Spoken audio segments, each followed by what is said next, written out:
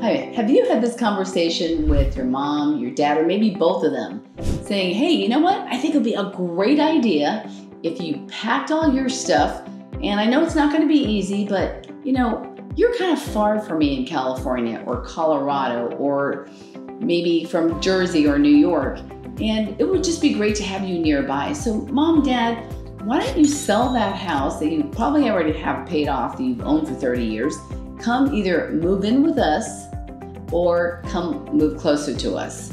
Now, all I can tell you is, if that's the conversation you've had, wait, don't do it. Don't do it until you hear everything I'm about to tell you.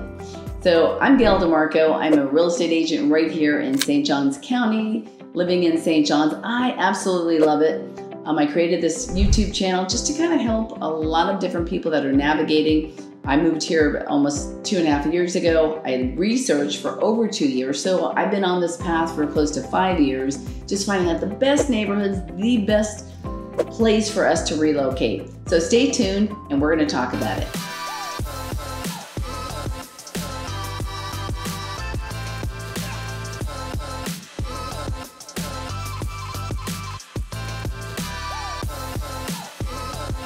So I'm just going to share with you my story. It's unscripted, and I wish it was scripted because maybe it wouldn't be true if it was scripted. I haven't always been that close with my mom. I've been out of the house since I was 16 years old. I'm 67 now. You do the math. So we, of course we're close. We love each other, but we've never lived together. As a matter of fact, I've never even spent the night at our house, right? So we decided when we moved here that, just in case, you just never know, let's build a next gen suite. I'm actually sitting in the next gen suite that I built for my mom.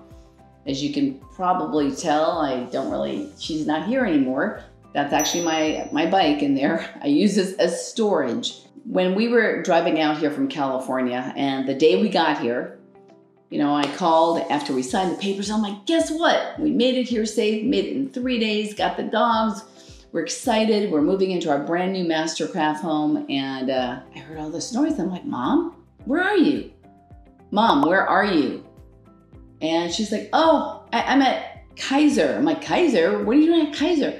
Well, I fell. I couldn't get up for about 5 hours. I'm like, 5 hours? I go, what do you mean?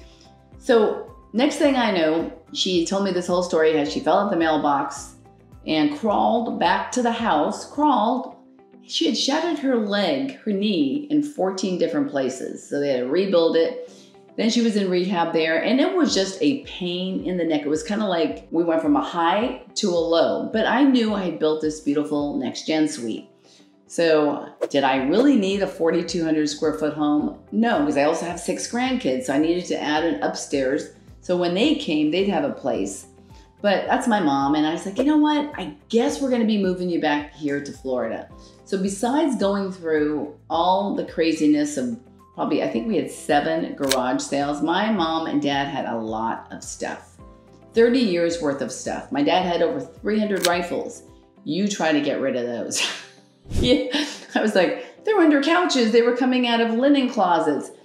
My mom had probably over 25 sets of sheets, all white sheets.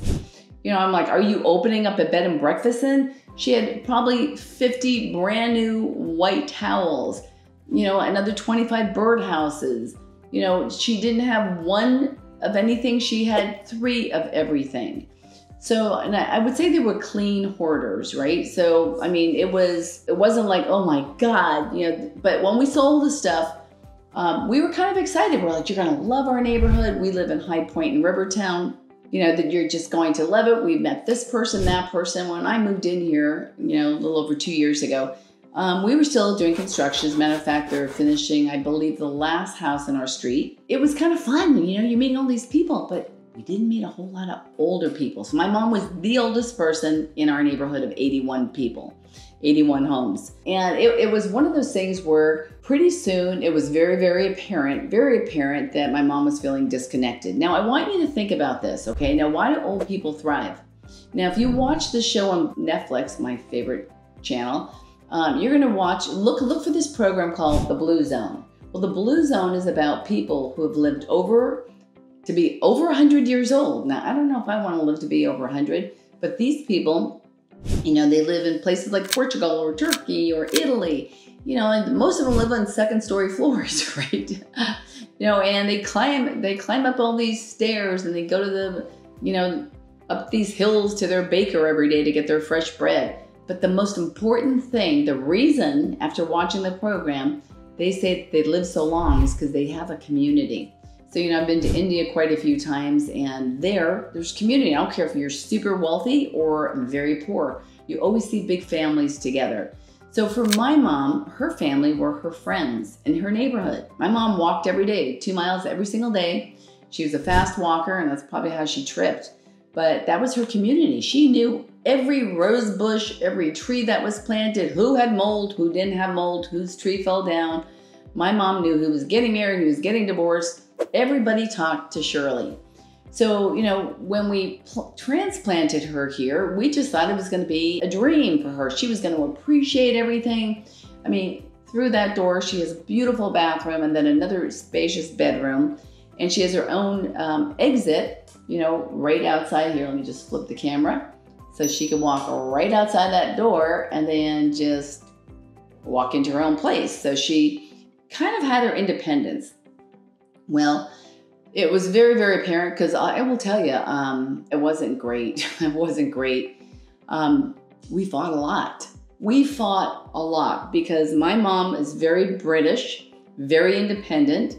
And, you know, we would say, hey, you want to go out to dinner with us tonight? It's too much money. Then she'd get on the phone, call every one of my brothers and sisters. Oh my gosh, Gail's going to go bankrupt. She's going out to dinner, you know, every night. No, in reality, I was going out to dinner maybe 3 or 4 times a week. We were in construction here. My husband was remodeling, but it was kind of like, you know, my mom was kind of she was like reporting every single thing. Gail must have money problems because she's in that office, you know, and working, you know, 7, 8 hours a day. Well, guess what? I always have. I always have. So my mom was in my business, right?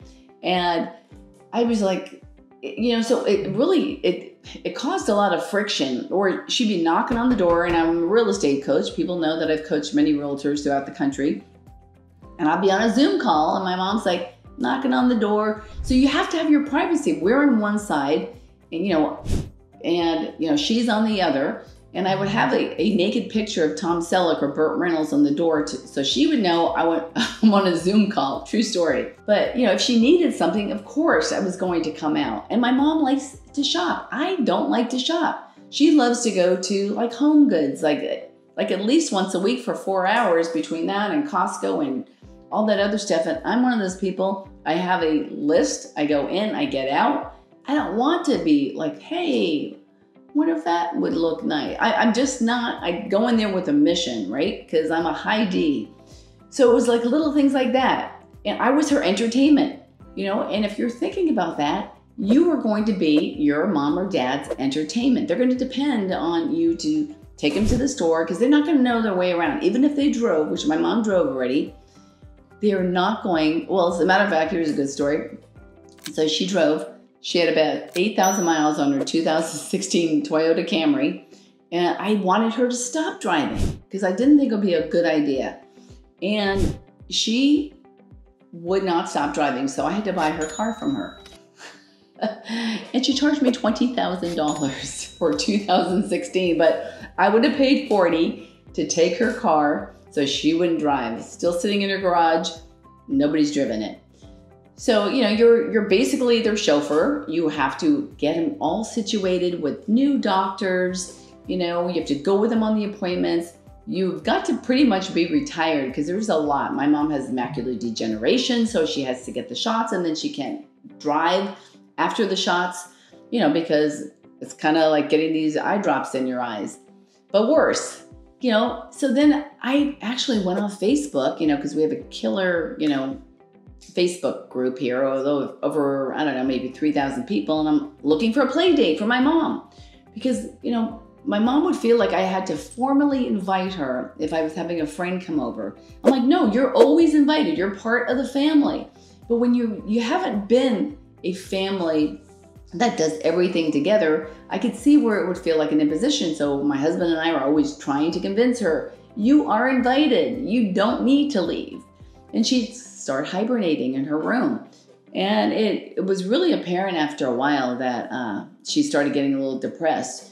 So luckily, I always would lean into Jesus and lean into God and whoever your God is. And I just really prayed a lot. And I prayed about something, so let something happen where I've already moved her. And then she was pissed at me. She was like throwing that in my face saying, you made me sell my house. I had my friends. I have nothing here. You ruined my life. I swear to God, I want to cry because she would tell me I ruined her life. When she get in those deep, dark moments, usually after a couple of glasses of wine, and then I would need like a cocktail. So it was like, oh my gosh, there wasn't enough alcohol to make us all come together. Well, one of my very best friends across the street, Andrea, her mom actually lived in this 55 community, which is only five minutes away in water. It's called Watersong. And then my next door neighbor, her parents lived in Watersong. So I realized, oh my gosh, this could be an option. When I asked her, she's like, I'm too old. I'm not going to live by myself. I'm afraid. Well, guess what? My mom went over there a couple times, ended up buying her own home there. Best thing that ever happened. Unfortunately, she got colon cancer 2 weeks after she moved in. So now every single night we take care of her, my husband or myself. We are at her house, probably 6 o'clock because the caretaker leaves at 5. We leave her alone for maybe an hour or so because she does like her privacy. And that's the big thing, privacy. So if you don't have a next gen suite and you just have an extra room, what do you think that they're going to do? What are they going to do for entertainment? They're going to come into your living room and they're going to make either, your husband, like my husband walks around in his underwear. He takes the garbage out in his underwear. And believe me, he's not going to change for anybody. Some people may want to walk around naked. You just don't have that privacy. I don't care how great your marriage is. And my mom likes watching Fox News 24/7. And she's deaf. So if she doesn't have her hearing aids on, it's like loud. I hear Fox News loud.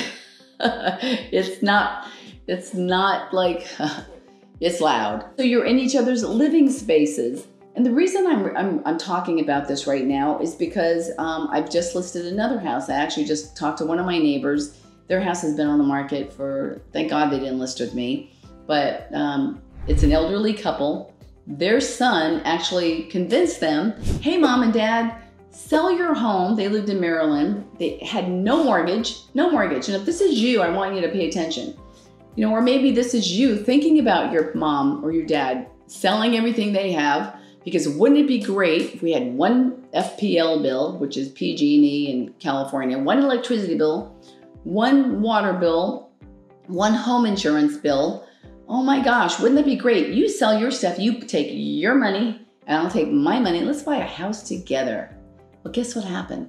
Now these poor people, they can never ever buy a home again because the son who they bought a house with met this gal. She's got 4 kids in our neighborhood, in Rivertown, and they started moving in. So now at 10 o'clock at night, you've got teenagers in the pool, you've got a bunch of kids, you've got stuff all over the place. They were miserable, and they didn't even have a nice, a next gen suite is nice. It was just like 2 rooms together.